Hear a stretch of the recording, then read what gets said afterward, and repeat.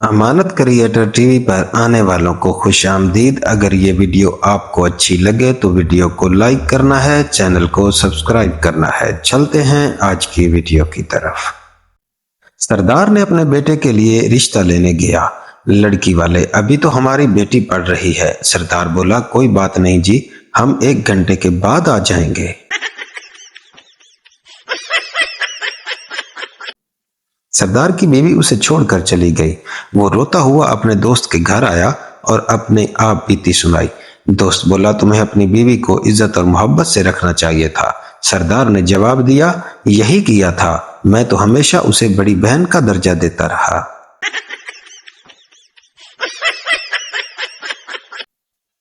Mobile के अंधाधुंध इस्तेमाल की एक मिसाल है। कल मैं व्हाट्सएप इस्तेमाल करता करता अपने घर के बजाय हमसायों के घर दाखिल हो गया और टीवी लाउंज में जाकर बैठा तो पता चला ये अपना घर नहीं है। अभी मैं कुछ सोच ही रहा था कि हमसाये की बीवी भी अपने किचन से मोबाइल फोन इस्तेमाल करते करते बाहर निकली।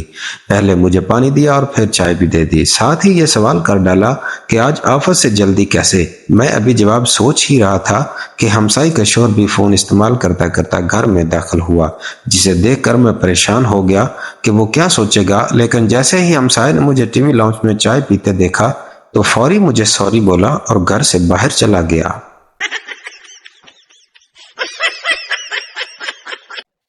माँ बेटे से, बताओ टीपू सुल्तान कौन है? बेटा, पता नहीं। माँ, पढ़ाई पर ध्यान दो।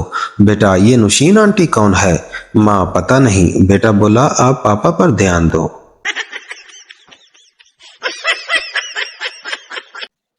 एक आदमी अपने ससुराल गया और उसकी सास ने पहले दिन उसे मेथी की सब्जी, दूसरे दिन पालक, तीसरे दिन साग खिलाया। चौथे दिन सास ने कहा, बेटा आज क्या खाओगे? दामाद, सासू माँ, मुझे बस खेत का रास्ता बता दो, मैं खुद चर के आ जाऊंगा।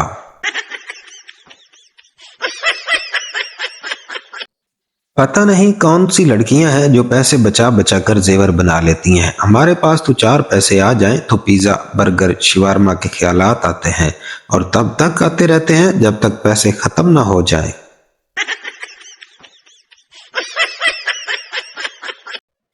दादी अम्मा ने फैशन के चक्रों में अपने बाल कटवा दिए।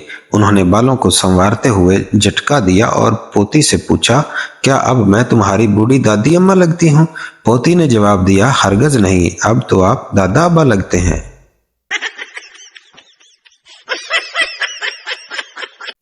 एक मौलवी साहब का तोता रोजाना एक आदमी को ओए बेगैरत कहा करता था। उस आदमी ने मौलवी साहब से शिकायत की। मौलवी साहब ने गुस्से से तोते को डांटा। अगले दिन जब वो आदमी फिर करीब से गुजरा तो तोता कुछ न बोला। थोड़ा आगे जाकर उस आदमी ने मुड़कर देखा तो तोता हंसते हुए बोला, समझ तो गया होगा।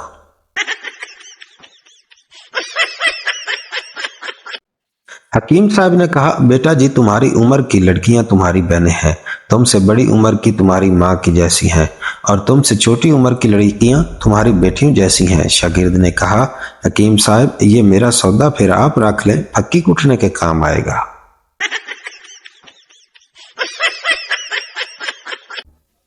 एक जाहिल औरत अपने कामचोर बेटे से बोली, मैं चाहती हूँ कि हमारे पास कोई ऐसी चीज आ जाए कि बटन दबाएं तो मेरे बेटे का स्कूल यूनिफॉर्म इस्त्री हो जाए, बटन दबाऊं तो फटाफट नाश्ता तैयार हो जाए, बटन दबाऊं तो फौरन स्कूल के लिए तैयार हो जाओ। बेटा बोला, मम्मा वो तो ठीक है, लेकिन इतनी दफा बटन दबाएगा कौन?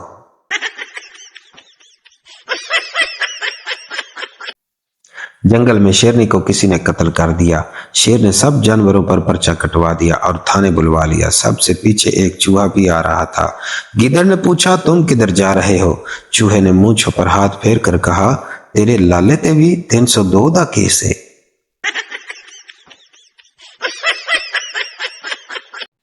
मर्दों की जगह औरतें डाकू होती तो न्यूज कुछ इस तरह होती।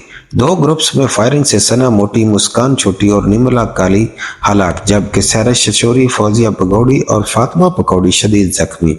आयशा हल्की और लाइबा लंगड़ी मौका से फरार।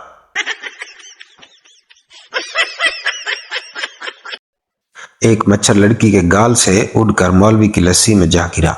मौलवी ने मच्छर को बाहर निकाला और बोला, कंजरा मजे उठे थे, गुस्सा थे।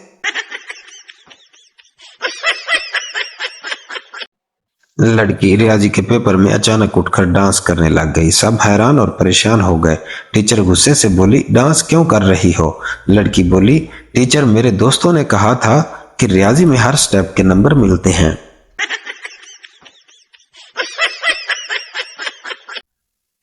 एक लड़के को एक लड़की पसंद आ गई तो लड़के ने शर्मा कर आई लव यू कहा। लड़की गुस्से से बोली, मेरी चप्पल के साइज का पता है ना तुम्हें? लड़का बोला, वाह जी वाह, अभी बात हुई नहीं और फरमाइशें शुरू भी हो गई।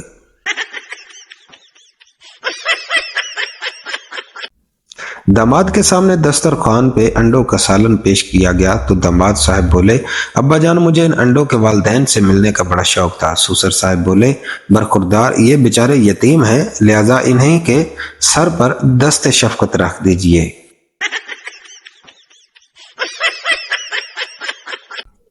एक औरत अपनी मुश्किलात लेकर बाबा सुल्तान बंगाली के पास गई। बाबा ने सारी परेशानियों को बड़े गौर से सुना और फिर बोले, बेटा, इसका एक हल हो जाएगा, मगर इसके लिए कुछ खर्चा आएगा। औरत, कितना खर्चा आएगा? बाबा, तुमसे मैं ज्यादा तो नहीं ले सकता, बस जो 1,24,000 पैगंबर हैं सब के नाम से 1-1 रुपया सदका कर दो। औरत भी बहुत होशियार थी, उसने कहा, ठीक है बाबा, आप बारी बारी सब के नाम लेते जाएं, मैं 1-1 रुपया रखती जाऊंगी आपके सामने। बाबा जो अब चुप हैं।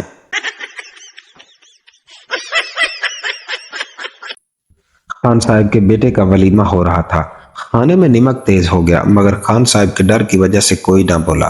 खान साहब एक एक मेज पर जाते और कहते, ओए दब के खा, मेरा पूरा 20 लाख रुपए वलीमे पर खर्च हुआ है। जब खान साहब फैसलाबादी की मेज पर पहुंचा और उसका कंधा थपथपा कर कहा, भाई खा, मेरा पूरा 20 लाख इस वलीमे पर खर्च हुआ है। फैसलाबादी उठा और जोर जोर से बोला, क्यों नहीं जी, लाख रुपए दाते सिर्फ नमक ही पा छड़िया जे।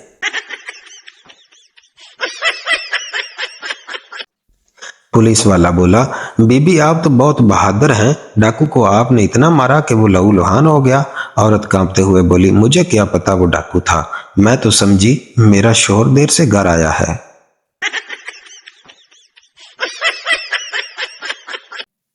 सरदार का एक्सीडेंट हो जाता है। डॉक्टर बोला, जख्म बहुत गहरा है, तुमको टांके लगेंगे। सरदार, उसका खर्चा कितना आएगा? डॉक्टर बोला, 10,000 रुपए। सरदार बोला, डॉक्टर साहब, मैंने टांके लगवाने हैं, कोई कटाई नहीं करवानी।